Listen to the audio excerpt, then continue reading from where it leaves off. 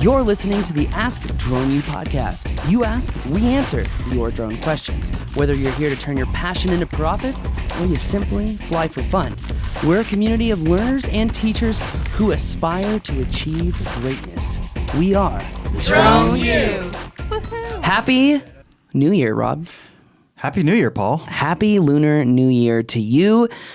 And right now is actually kind of a cool time for those who are celebrating the Chinese New Year. Why is that? Well, because that's their time to kind of really reset. It's their time to spend valuable time with family. But if you're a drone pilot, it truly sucks. You know why? Why? Because orders and repairs are now going to be held back for weeks on end. And we just got the inside scoop that DJI is going to be taking a few weeks of leave for the Chinese New Year. But if you crashed your drone and you don't want it sitting on the shelf, then you've got to check out Unmanned Systems and Solutions because they're going to fix your drone for you.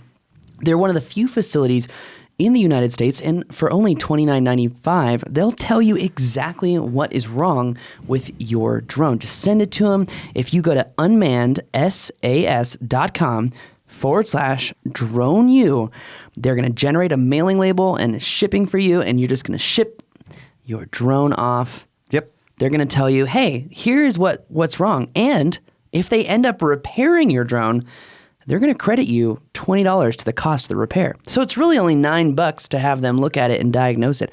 I think that's pretty cool. Frankly, if I broke drones ever, I would definitely send my drones to Unmanned SAS, but hey, wait a minute. I have yet to do that. I don't know about that. Check out unmannedsas.com/DroneU to get your Mavic, Phantom, your Typhoon H, whatever it is that you're trying to get fixed, send it to them. Also, special thanks to videoblocks.com.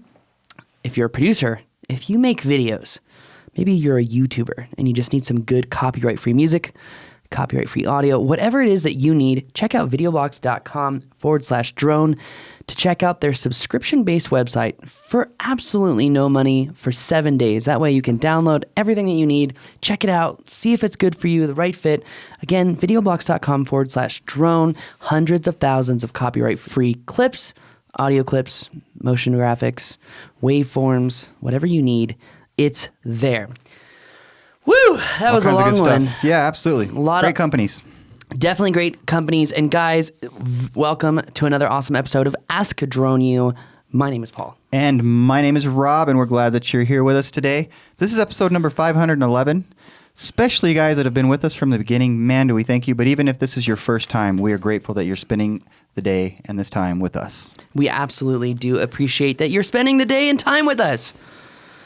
But we're also here, and we also appreciate the fact that you're willing to learn, you're willing to listen and better yourself, elevate your drone experience, and just have a lot more fun. And just a heads up to all you guys out there, there's going to be a lot more content coming out from me personally through Drone U, all about just like little tips and tricks that I've been talking about over the years and everything I talk about in Living the Drone Life, the book, but just visualize for you guys. That way you have more idea of exactly what it takes to get these things done. But anyway, Rob, what are we talking about today, buddy? Well, we've got a very specific question, somebody who wants to fly golf courses, and he's looking for some help. All right, well, let's hear it out. Hey guys, my name is Patrick, and I'm coming to you from the desert Southwest, Arizona to be exact. I recently stumbled upon your YouTube channel, and I was blown away by all of the great information you guys are sharing with the members of the drone community. What I love even more is how specific your topics tend to be, which is what led me to submitting this question. Now, I know that there are endless resources on the internet that talk about the best camera settings for shooting video, but I have a very specific scenario in mind where I'd like to try and get a little bit of a jump start, if at all possible. My question is, do you have any tips or advice for ideal video settings when it comes to shooting golf courses? Any particular profiles, such as Cine-like or D-Log or True Color? Any specific style settings when it comes to sharpness, contrast, saturation? What about graduated filters? Would I possibly benefit by maybe using a blue filter to try and make the sky pop and also make the fairways really green? One of my main goals for now is to try and capture the best footage the first time around and not have to do a lot of color correction after the fact. I'll be shooting with the Phantom 4 Pro, and we'll primarily be shooting in the early morning and late afternoon, or early evening, in case that does make a difference. I also plan to play around with ND filters as well. I know I've heard you talk about them a few times, but I definitely will be using ND filters also. So that's it. Thanks very much, guys, and really appreciate all you do, and keep up the great work. You know what? I'm glad he asked the question. I know a lot of guys out there, and I'm gonna calm everyone down real quick. Everyone's going, every situation is different. Oh my gosh, and they probably just want to rage right now, Yeah. and give their opinion. And I totally understand it. And I'm gonna throw a few things out here really quick. And that said, he was pretty specific with his question, which is very helpful. Yeah, we love specific questions, Yes, actually. absolutely. And in fact, if you have a question, make sure to go to askdronu.com and upload that question. But every situation is different. Every situation is different. The lighting is different. You have to focus on what are your goals. You're shooting a golf course and you're there for visibility. Chances are your demographic is going to be geriatric. That's what I thought you were going to say, Rob. Anyway, that did not even come to mind. that's weird because that came to my mind. I'm sorry. But anyway, you're probably going to have an older demographic. You've got to focus on who is this video going out to, right? This is marketing 101. Who's the demographic, right? Who is it going out to? What type of stuff do they like to see? If they're a little bit older, they like that nice crispy effect, lots of contrast, easy for them to see. That way, if they're reading with their reading glasses, it'll still be good. But you also heard him say, I want to shoot this to do as little color grading as possible. Important point. So he's looking at setting up things in an efficient manner. He's kind of, what are his workflow going to be? Honestly, if he's new, which he sounds pretty new, he's going to shoot the golf course in the middle of the day. And it's funny because I saw when we did this mapping class with Doug Lafarge, and we talked about it in the mapping class about delivering these golf courses in a whole new way that no one's ever seen before. And I don't want to divulge the information because it's in the class and it's amazing. It's integrating so many different types of media to really bring the golf course to life. And, when you're doing these flyovers, they're normally in the middle of the day. They're not really cinematic. If you want to showcase the golf course and do an intro, sure, you're going to show up at sunrise or sunset, get some great stuff, shoot it in D-Log and color grade it later. But you heard him say, well, I don't really want to do any color grading later. Right. But he would also like to hear if the best way to go about this is going to result in that. Let me answer his question first, and then I'll tell him how I do it. Sounds good. Because I think, you saw the video, Puerto Rico, right? Yeah. 0 color correction, 0 stylistic settings, all shot in none, and you saw how it looked, right? It looked amazing. And I don't tell Paul it looks amazing unless it really looked amazing.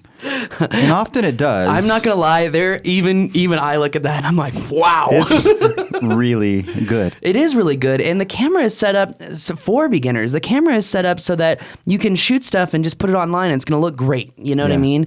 But if you really want to pull the most out of the footage, let's say that we're doing the intro of this golf course video. We want the cinematic motions, right? If we're doing the flyover the holes, we really want to minimize shadows. So in the middle of the day is probably best. And any videographer is like, oh, the middle of the day sucks. The light sucks. Yeah, absolutely. But if you're doing kind of a virtual tour and it's outdoors, you really want to eliminate shadows to give people an idea of how wide the hole is, how big the hole is a dogleg left, dogleg right, how much room do I have? Right. Sand trap over there. And if you've got shadows covering up the sand traps, it's going to be pretty difficult and people are going to be pissed and then they're going to be pissed at the golf course. Don't want that. No, we don't want that because we have to remember the goal of why we are shooting this. We are shooting this to help the golf course sell themselves or navigate the course better. So there's 2 value points there and we need to make sure we hit both of them. Sure. So if we're hitting the intro, we do the cinematic motion in sunrise, sunset, whatever you want to shoot. For me, I'm probably going to shoot in D-Log. Probably going to, and I have my settings in our classes. I think it's, I don't remember exactly. It's like -2, +1, -2. I can't remember. But guys, it's all subjective. If this guy is looking to get the very best footage out without touching the editing bar, he doesn't want to do the color corrections. And by the way, color correcting is very difficult. Even for experienced guys, color correcting is very difficult. It's one reason I love the Mavic. The Mavic, the image right out of the thing is incredible. Yeah. It's amazing. It's amazing. You don't need to touch it at all, right? It's made for beginners.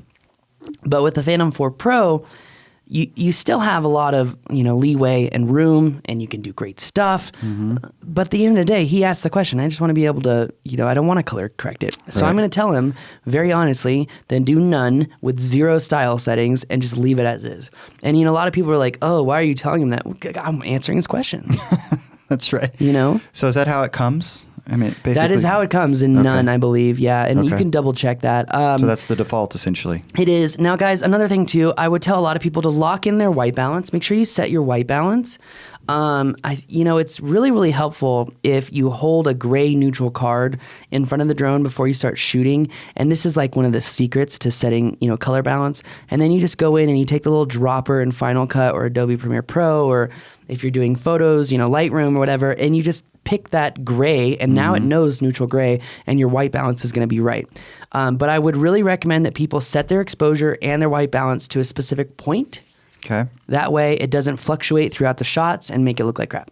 So you're saying set it to a specific point for essentially all of your shoots moving forward, or just for that particular shoot? Each particular shoot. Okay. Yeah, you're going to have to lock it each time. So, Okay. part of your pre-flight check should be like, do I have my filter on? He asked about filters. How do I make the sky pop and make the grass green of more the green? grass, yeah. Yeah. If you're shooting the middle of the day, super bright outside, ND16. If it's like partly cloudy, ND8. If it's overcast, if it's slightly overcast, maybe an ND2 or ND4. And if it's like overcast, no filter whatsoever. Okay. And honestly, like, again, that footage I showed you, I just got the Phantom 4 Pro. I'd had it for 1 day, and then I flew to Puerto Rico, and I didn't have any filters. I didn't have any time to play with it. It was like, you're on a job, go. Well, and honestly, I don't know, but I got to think that a filter would have messed that shot up because it was about perfect. I think it would have. I don't think you would have saw the shadow detail. Right. Yep. But also look at the sky, right? It's kind of It was partly cloudy. kind of worked out in your favor as far as that goes. Not Absolutely. having filters with you. But I also show up to most of the hotels around 4:30 in the morning to do that stuff. So And he did say early morning. Well, he actually Patrick, you kind of mentioned every time of day you'd be willing to film because you said early morning, midday, evening. And I just want to hit home too that, if we're doing a sales video, the sunrise, sunset shots are great. If you're doing navigational videos, middle of the day, as little shadows as possible. Right. So are you going to generally try to bring all of those into one video though? Oh man. So Doug is working on a system for delivery for this, and where it's integrated into your website, where it's not only video, but it's a map. Wow. The video's inside the map. Dang. And then there's 3 levels beyond that I don't want to divulge because I don't want to give his ideas away because they're brilliant. And they're awesome. And he actually talks about how to do those things in the class. So Sweet. very, very valuable class, the take that mapping class. class. It was just shot last week, so it'll be a couple months before it comes out. But it's incredible. And it was also so cold. Yeah. That's why I went to Phoenix this weekend. I was like, I can't do You 1 had degree to go anymore. warm your bones. Yeah, I quasi think about moving to Phoenix because there's only 3 or 4 months out of the year you can't live there, and that's the time of year you can go anywhere else. I dig Phoenix. And by the way, Patrick is very smart to go after golf courses in Arizona, right? I mean, it's an endless Huge supply market. essentially there. So, and by the way, people ask me pricing all the time. It really depends on what you're delivering because I've seen golf course stuff go from anywhere from $2,000 to $10,000 in pricing. So differentiating how? How By do you get the 10 deliverable. versus 2? Right. deliverable. But what's the difference in the deliverable? Photos versus, an animated tour that goes hole by hole. And then one guy did an animated tour where it's this big overarching shot and you see each hole and then there's animated numbers over them. And he's like, all right, well, let's take a look at hole number 1. As we go into the tee box, you'll notice that there will be a dogleg right, 165 yards on the right.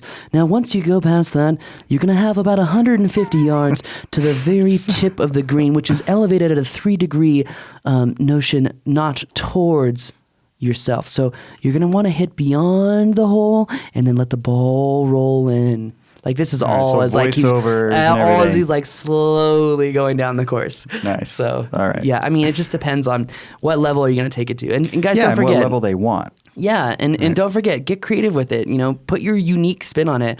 If it's one thing I love John Lee Dumas for is find your thing, find your niche. You know, you can find your thing. That's the drone world, but you got to find your niche if you truly want to be the level of success you see in your mind. Absolutely. Absolutely. You're laughing. You know what makes me laugh? John Lee Dumas? No. How to pronounce? So we have a listener, hey Tom, that keeps calling us out on how we pronounce things. Oh, really? He's lighthearted. It's kind of funny. I don't know the right way to do niche or niche.